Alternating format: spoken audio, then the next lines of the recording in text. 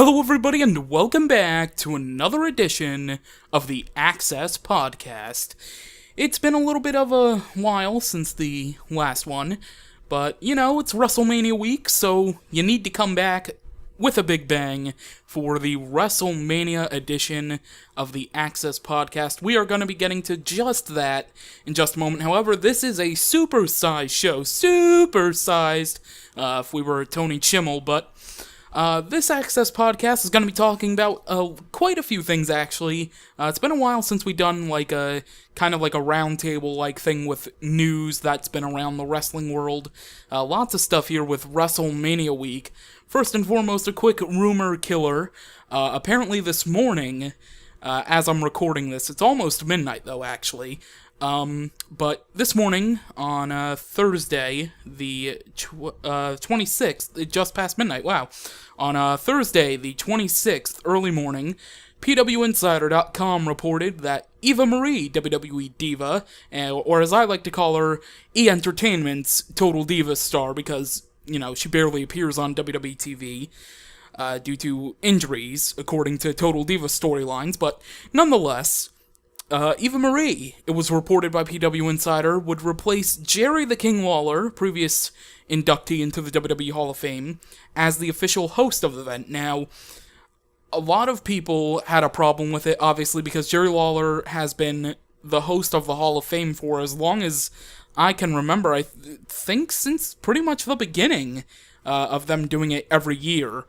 So, a lot of people were a bit upset by it. Lots of backlash on Twitter from what I saw. The news broke only like an hour before I ended up waking up today. So I was kind of still in the prime of all the backlash from the announcement. But, that's not true, apparently. During coverage on our Twitter, at Ringside Access, of the NXT tournament at WrestleMania Access, apparently, Bill Apter from OneWrestling.com, he uploaded a video on YouTube, and basically, he said that this information, and Apter replied to a tweet where I tagged him in it when I noted that PW Insider's news was false, that he only said he saw it on certain sites. So I'm guessing that the sites he saw it on didn't credit PW Insider. I don't know if that's the case, because, I only go on other websites other than, like, PW Insider or F4W Online if there's, like, major news that one of them hasn't gotten to yet, just to see what that's all about. And obviously still I'm skeptical with reporting, clearly, since lately all I've been doing is posting NXT taping results. But regardless of that, yeah, I was a little bit wary of the news in the first place, but apparently Bill Apter only saw it on sites like, I guess, for example, Wrestling Inc. There are many websites that Ryan Clark runs, WZR Online, and some other sites like that. Well, that's a throwback. When I first joined the wrestling community, when I was first online active, a little bit of a story. My mistake was following Ryan Clark's WZR Online. That's how I met that's how I initially met, though, a lot of my online friends that are into wrestling, though, so I guess if there's one good thing out of being around that site when I first joined the internet wrestling community, it's that I made some friends along the way. So, but nonetheless, Bill Apter said it was false. He said he texted Jerry Lawler himself and, like, what do you think of this news? Lawler said, I didn't hear of this, so Lawler said, where was this from? And Apter replied saying that it was from wrestling sites, and then Lawler immediately, according to Apter, replied back and said, that's BS. So from Jerry Lawler himself, the news from PW Insider that Eva Marie was replacing him as a Hall of Fame host is false, and I probably should have seen this coming because ever since they've been promoting the Hall of Fame, they've basically outright said Jerry Lawler is the host. And even this past Monday, when Kevin Nash was revealed as an inductee, they didn't go say, oh, And breaking news, Eva Marie's replacing Jerry Lawler as the host. And they didn't say anything on SmackDown because, everything with WrestleMania Xcess couldn't really say much. So I was skeptical of it from the beginning, but luckily, thank God, it turned out to be false. So Jerry Lawler remains your Hall of Fame host. And I am very happy that Jerry is not being replaced, especially by Eva Marie. Alright, another piece of information to get to, and I'm probably going to say I'm sorry and apologize throughout this entire portion of this podcast, but earlier today, and going on right now actually, continues right now, Rey Mysterio was reported to have contemplated retirement, and then I noted that on Twitter, and then a couple hours later, a reader of the website linked me to some Spanish website, and they had a video up where the video was supposed to be Rey Mysterio announcing his retirement. At least that's what the thumbnail had Rey in it, so I assumed it was just him. But the video ended up being I ended up Google translating this. I know that's not the best thing. I didn't actually see the video, and that was mistake number one. I didn't actually see the video, but I Google translated from my browser the description of the video and the title, and it basically said Rey Mysterio retired. And then I manually entered in Google Translate what the video said. There was like a 20-second video. Basically, it said, sorry, this content is not available to watch. So I was skeptical of that also, but I jumped the gun. I said on Twitter, Rey Mysterio has announced his retirement, and then I did hat tip H/T to the person who sent the tip. So that was the mistake, and then I ended up, when I saw a couple replies, and apparently the person that initially wrote the first reply I saw, they ended up getting in kind of like a Twitter war with the person who sent us the tip. Basically that they needed to learn Spanish better or something like that, because it said that he was considering retirement still, not that it was official. So I ended up clicking on the website again, clicking on the video, then I went to the homepage of the website, and there was an article that was there also about Rey, a text article, and the text article said that he was considering it according to a teacher of his. So Rey did not officially retire, and apparently moments ago at the WrestleMania event, he said he has no consideration for retirement. So it was a big mix-up, and like I said at the beginning of this, I do apologize for jumping the gun with it and saying that it was official when it is not. So I dearly apologize, and just to let you know, the tweets that I made, I only tweeted about it, didn't post it on the actual website, post it on Facebook or anything. Those tweets will remain up. I did also reply to my own tweet saying, if you stumble across this later at night, just be advised that, it turned out to be a false alarm. But I do expect some tweets during the middle of the night, during the next couple hours, with people saying, this is false, where you're stupid, stuff like that. So, yeah, I just replied to my own tweet about that, but if people reply like that during the middle of the night while I'm asleep, then when I wake up, I'll just reply and, link them to my other status where I said and admitted that it was wrong, it was false, I apologize for it, yada yada yada.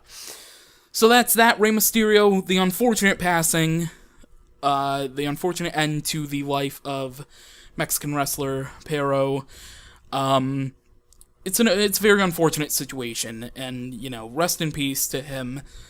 It was a very freak accident, and it was the wrong place, wrong time. And also breaking news, I guess, during this podcast, from Live Audio Wrestling, at Law Radio on Twitter, Mysterio says it is, quote-unquote, pretty close to him signing with Lucha Underground.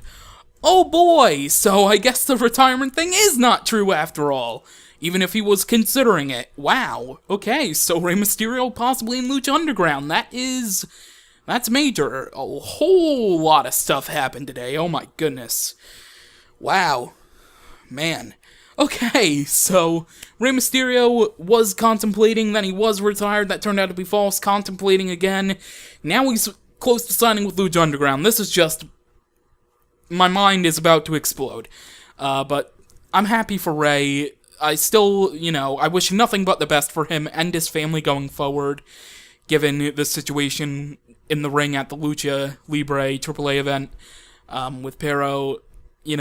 Freak accident. It really, really sucks. And it rocked the wrestling world. There was a rumor WWE was going to do something about it, like a tribute thing, but it didn't. I didn't really see the opening of Raw, so I don't know if that occurred, but I didn't see any people on Twitter talk about it, so I'm going to assume they didn't. But yeah, very unfortunate incident, and, nothing but the best to the family of Pero, nothing but the best to Rey and his family, and to the whole Lucha Libre world. They lost a pretty good friend and a very good wrestler that was still pretty young, so that's going to be it for that. In a more happier note, I guess I can say, not really happy for some people. Today, during WrestleMania Today on the WWE Network, the first WrestleMania Today from WrestleMania Xcess in San Jose, California, they had WrestleMania Today, and it was announced during the event that the second annual Andre the Giant Memorial Battle Royal has been moved to the kickoff show. A lot of people got mad about this. And we're going to get to WrestleMania predictions a little bit later on, but apparently the reason why it got moved was because the time constraints and stuff for the main card, which I don't really get, because sometimes WWE can put on 8 matches on a 3-hour pay-per-view, and WrestleMania is 4 hours, and they have literally no problem at all when it's 8 on a 3-hour, so I don't really get that. It's whatever. They're apparently making room for a performance for Skylar Grey, David Guerrero, for Rise, the official theme song of WrestleMania. So I guess that's the issue, and they had to move a match.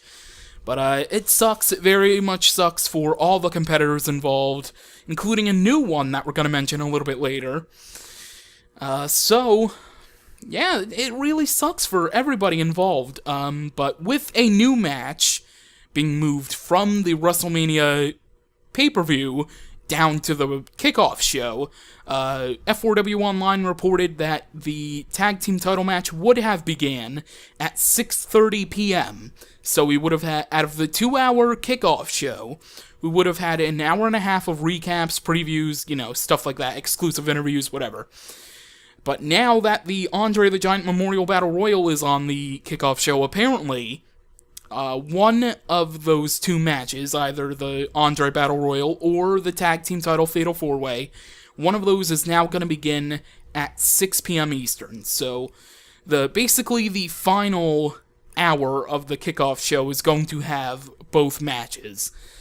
So I would assume 15 to 20 minutes for the tag match, and then recaps, interviews, something in between, and then the last maybe 30 minutes be the Andre Battle Royal, maybe 20 minutes be the Andre Battle Royal, I don't really know.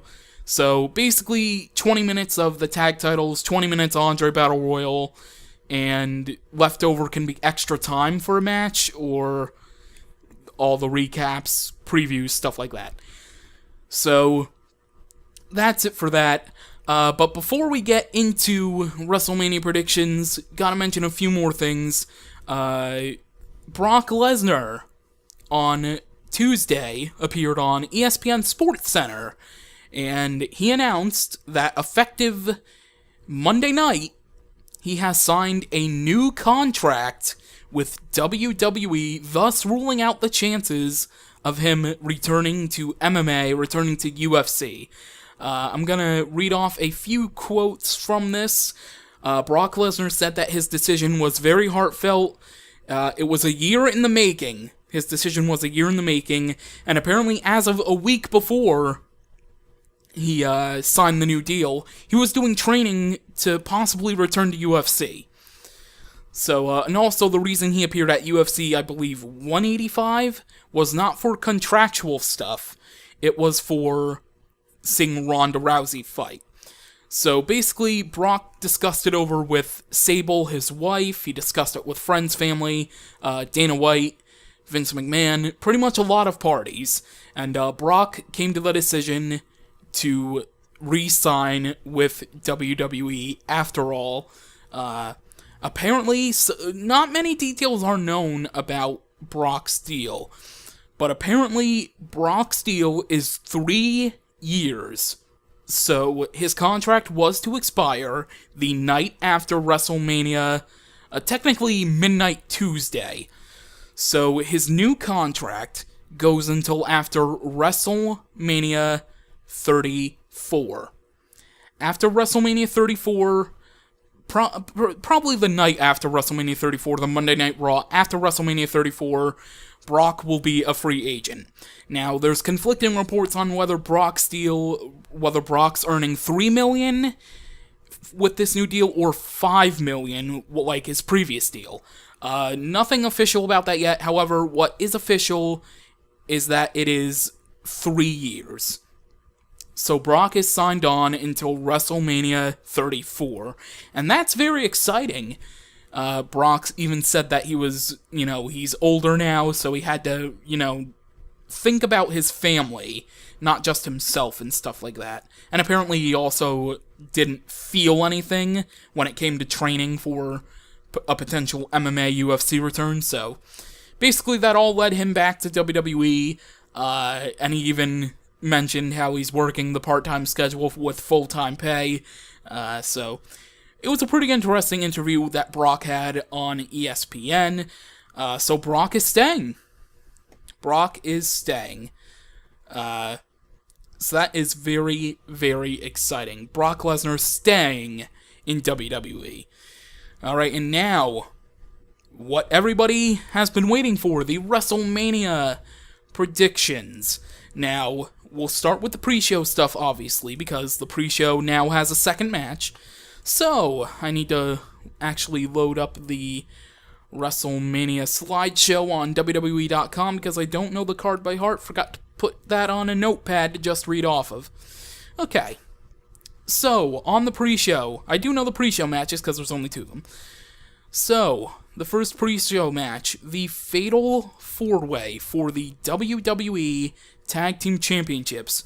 Cesaro and Tyson Kidd defending against The New Day, and apparently, according to the WWE.com slide, the New Day representatives will be Big E and Kofi Kingston, versus Los Matadores versus the Usos. Now, apparently one of the Usos did get hurt a couple weeks ago, but they hadn't announced the match yet, so them announcing it means that the Uso either is working through the injury, or it's not as bad as initially thought. I don't think the Usos are winning this match, though, so it doesn't really matter if one's working hurt. Obviously, it matters for his safety and the future of his career, but if he's working the match, I'm gonna assume that he'll be okay, that it was minor, it was a false alarm thing, no big deal.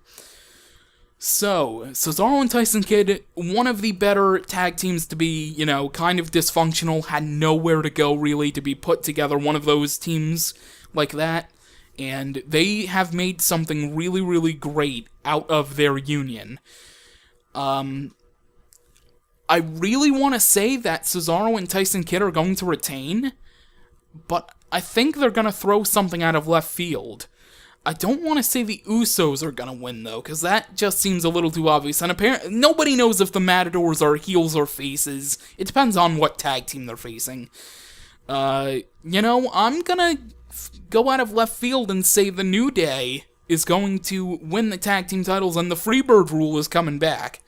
That's what I'm going to go ahead and predict. Would I mind if Cesaro and Kidd retained? Absolutely not. I'd love if they retained, but my heart and my gut just says that the New Day are going to win.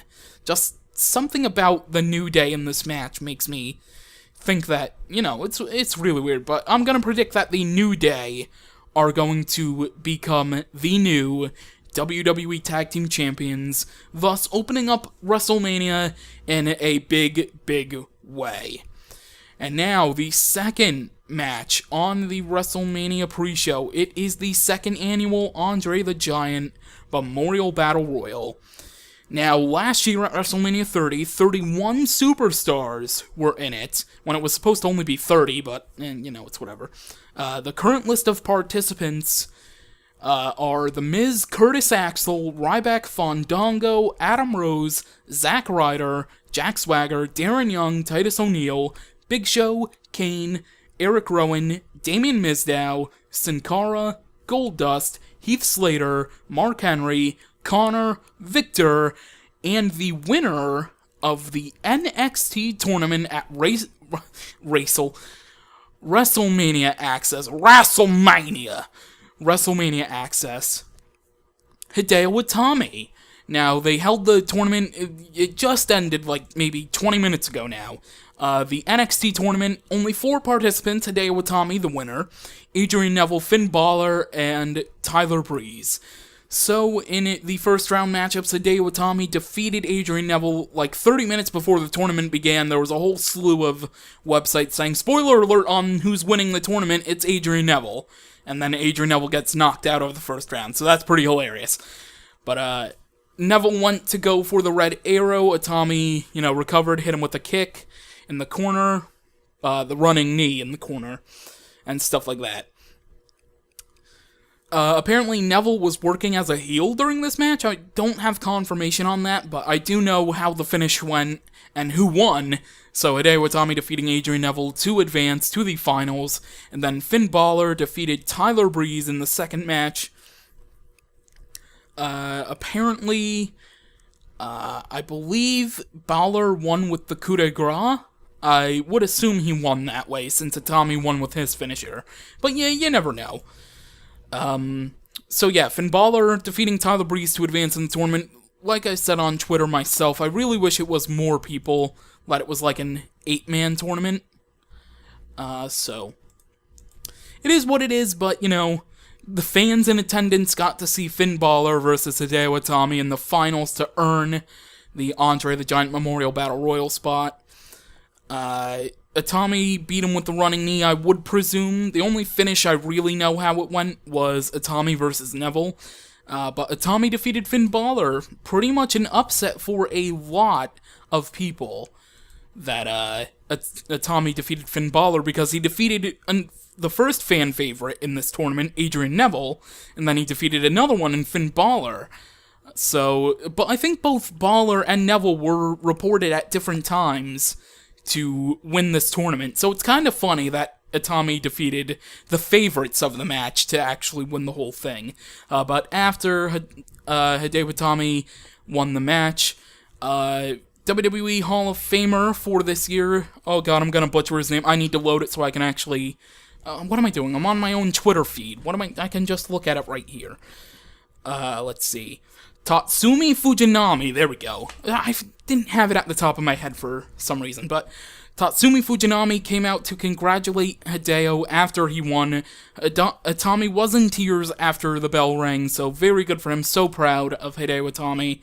I also noted this on Twitter that before NXT TakeOver Rival, Triple H, with one of his conference calls, said that Hideo Itami would get his big chance when he got comfortable in WWE, and I even said, looks like the time is now. And I also predicted that Finn Balor would debut the night after WrestleMania. This just gives Hitami for some reason. Itami, it gives him a major opportunity, so very happy for Hideo Itami advancing to the Andre the Giant Memorial Battle Royal. So, as far as how many is that actually? Let me count this out. 2, 4, 6, 8, 10, 12, 14, 16, 18, 20. Only 20 people, so I'm gonna assume it's just gonna be, random people currently not on the card that'll get added. If they just stick with 20, that's cool by me, though. It gives it more of a chance to go on longer and not have, 5 people be thrown out within the first minute and then, keep going that way.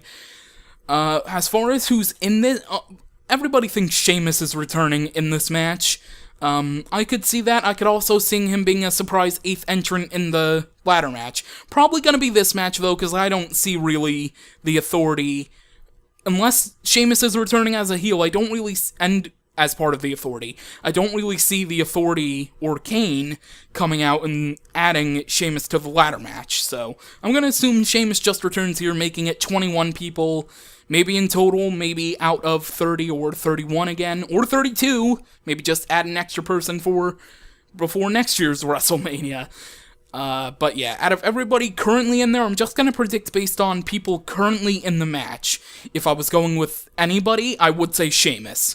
But out of everybody currently in this match, I'm gonna go ahead and put it between two people. I'm gonna put it between Curtis Axel. Actually, I'll do it between three people. Curtis Axel to continue Axelmania, and that's probably the least likely to happen. As sad as it is, Axelmania probably will not be running wild after Sunday, as far as, the whole Axelmania, whatever goes. But Curtis Axel, my out-of-left-field prediction, and the two main predictions I'm going to have are Hideo Itami, who won the NXT tournament, and Ryback.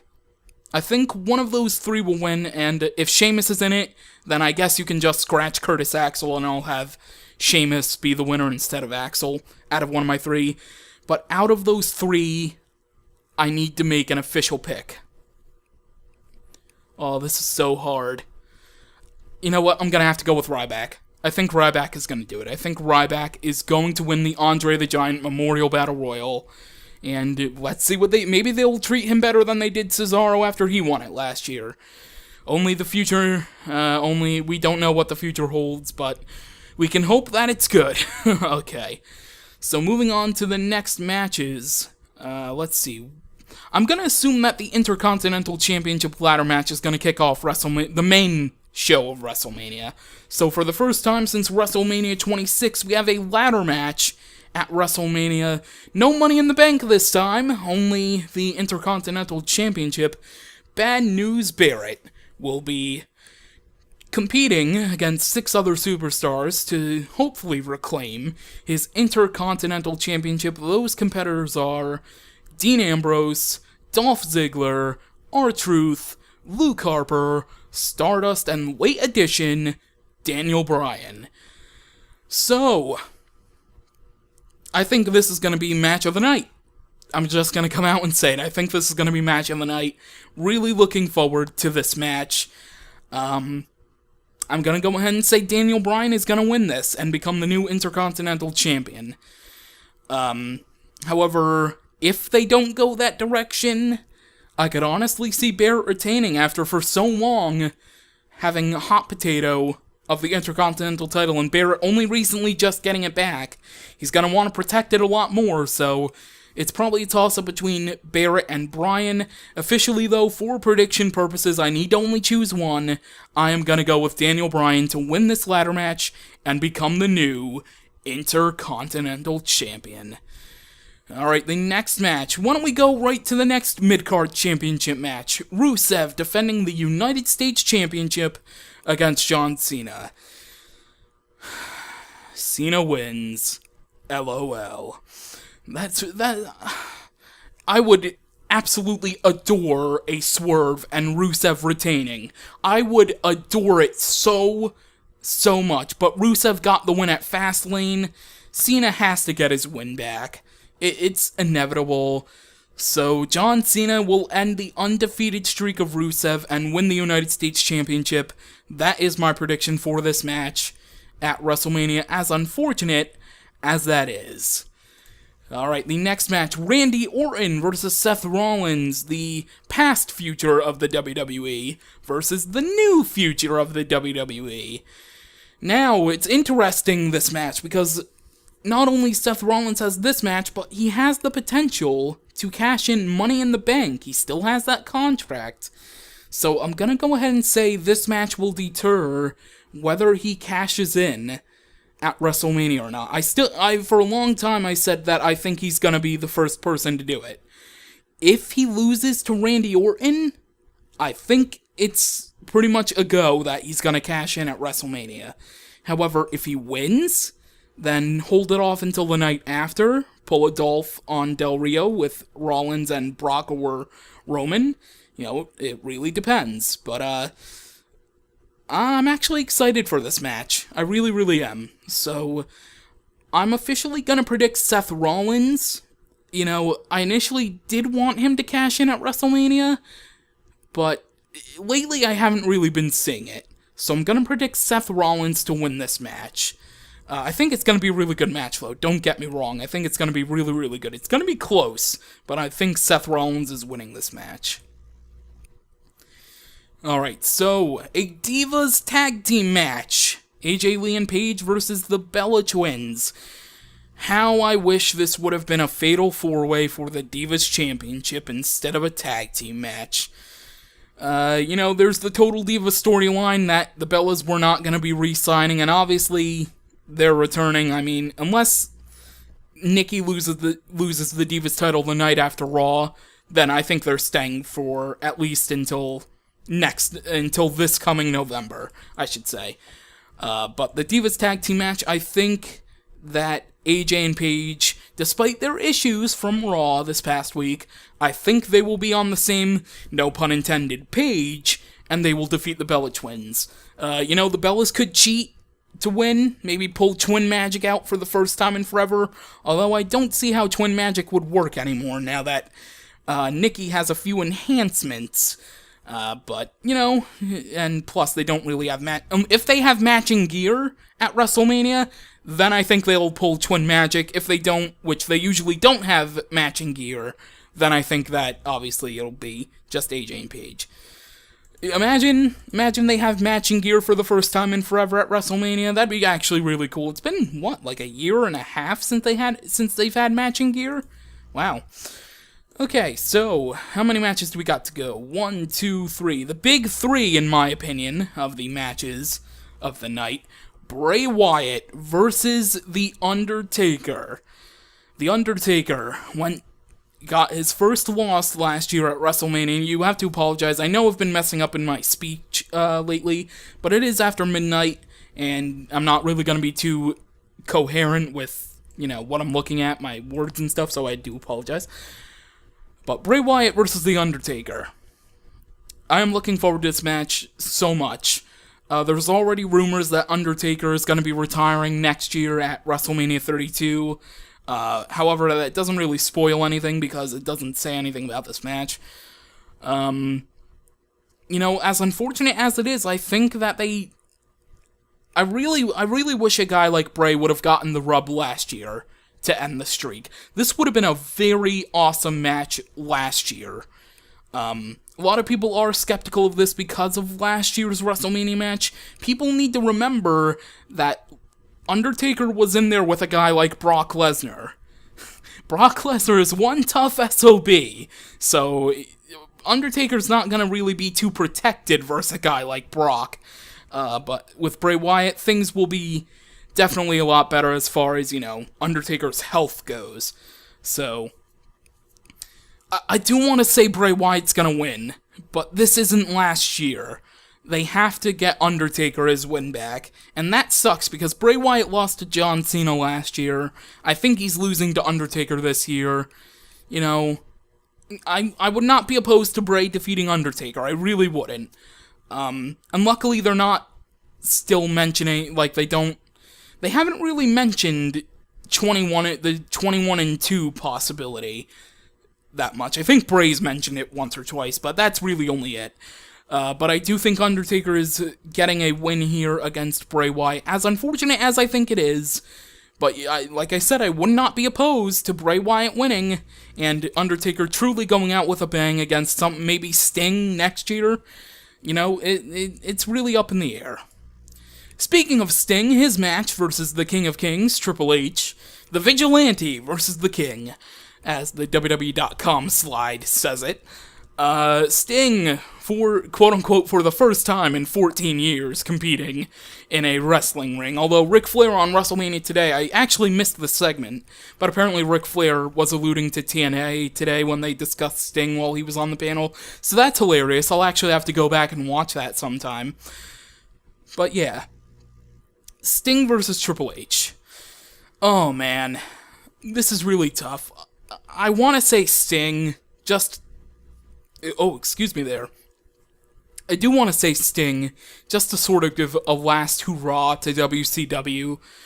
But Triple H has lost a lot lately at WrestleMania. The last WrestleMania he won, well, I wouldn't. He did lose at 29, but no, he won at 26. I was about to say. So in the last 5 years before this year at WrestleMania, he's only won twice. WrestleMania 26 against Sheamus. WrestleMania 26. WrestleMania 26 against Sheamus, and at 29 against Brock Lesnar. Every other one he's lost. Twice against Undertaker, and against Daniel Bryan last year. Unless Sting is working stuff other than next year's WrestleMania, possibly, I think Sting's winning. Maybe they can have a grudge match at SummerSlam, I don't know. But, yeah, I think Sting is winning this match. If Sting would work maybe Extreme Rules, that'd be kind of cool, but I doubt it's gonna happen. But if he was working Extreme Rules, or whatever the next pay-per-view after Extreme Rules is, or if he works SummerSlam, then I could see Triple H winning and then Sting getting his win back then. But I do think if this is Sting's only match that he'll work like once a year, kind of like Undertaker, then I think Sting is gonna win. I'm not gonna say Sting is gonna end up having a winning streak like maybe 5-0 at the most, but I think Sting's gonna win this match. Next year against Undertaker, maybe he'll have to lose, but we'll get to that if that happens. We'll get to that next year if that happens. But I am gonna say that Sting is going to defeat Triple H, get one last hurrah for WCW, and have a pretty cool WrestleMania moment. And alas, we have come to the final match of the evening. The WWE World Heavyweight Championship is on the line.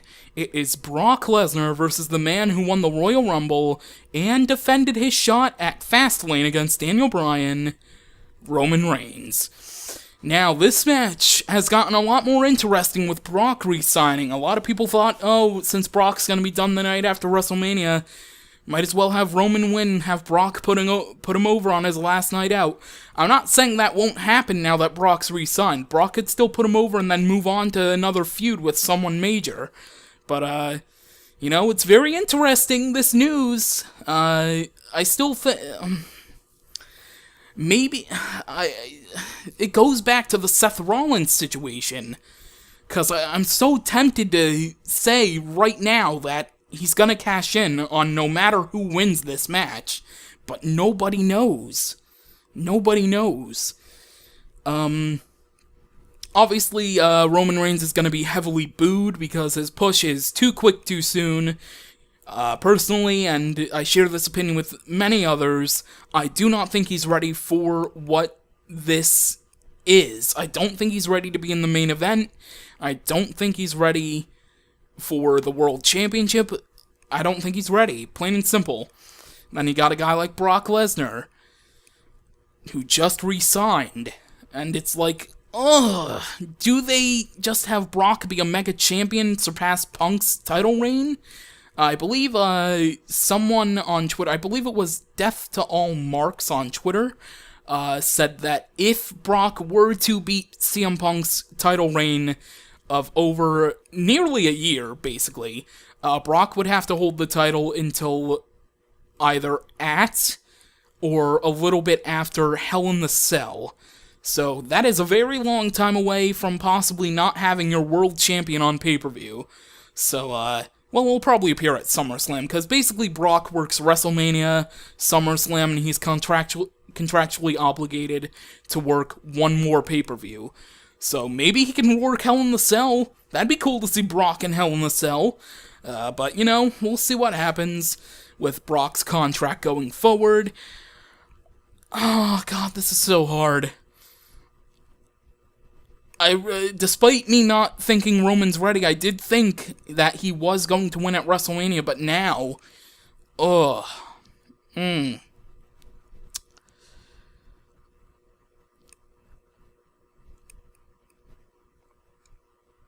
with Brock getting a mega babyface pop at WrestleMania, because it is gonna happen. It's not gonna be like WrestleMania 20 where Brock and Goldberg were leaving, so the crowd just completely shat on the match. Maybe if Brock wasn't re-signing, then he would get booed, and this would be Brock versus Goldberg 2, but pretty much Reigns is the only one who's gonna be booed. And I'm gonna say about 75% of the audience, 75 to 80% of the audience will boo Roman. Obviously, children and women will cheer him very loudly, but a majority of the fans will boo him. So, oh my god, this is still very tough. I tried to just delay this as much as possible to say this. Oh god. I'm thinking of a lot of scenarios in my head right now of what could happen. Like, one of them wins and Rollins cashes in. If he cashes in on Brock, he'll have heat, possibly, because obviously he's still going to be a heel, cashing in on a newly formed babyface. He cashes in on Roman to massive pop. Heyman turns on Brock, and joins Roman. There's a lot of stuff to factor in. If Paul Heyman turns on Brock Lesnar and aligns with Roman Reigns, I'm gonna say Roman Reigns will win the world title. I still want to say Brock wins, though. Alright, you know what?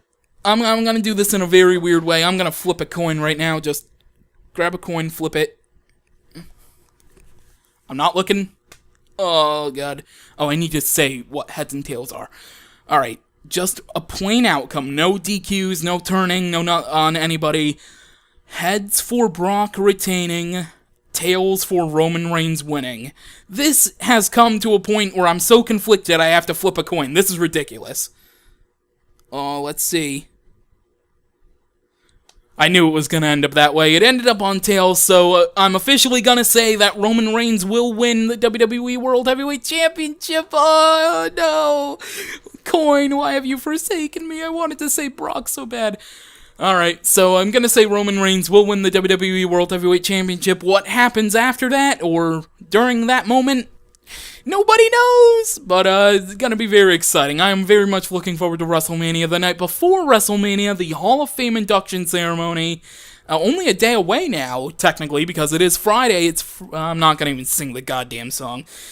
Alright, so that is going to wrap up this massive edition of the Xcess podcast. Thank you all so much for tuning in. Stay tuned for more. Probably going to do a reaction to the night after WrestleMania, obviously, with also thoughts on WrestleMania. So look for that probably Tuesday or Wednesday this coming next week. So with that, I've been James Rolls. Once again, thank you for listening to the Xcess Podcast. Hashtag Xcess Podcast on social media if you're listening. And I will catch you in the next one.